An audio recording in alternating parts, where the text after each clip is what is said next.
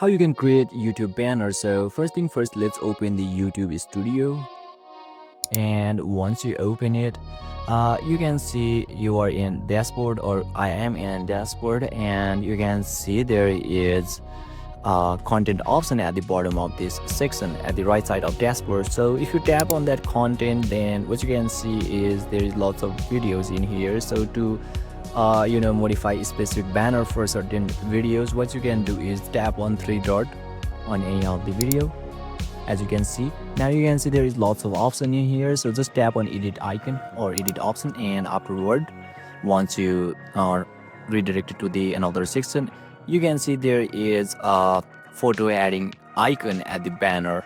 So just tap on that photo icon at the top left corner. So once you tap on it, you can simply create your banner, or you can also edit your banner by yourself successfully. So basically this is how, and this is the way to create your YouTube banner. And if you still encounter any issue during this process, feel free to leave a comment and I'll be happy to assist you. Thank you for watching, and I'll see you next time.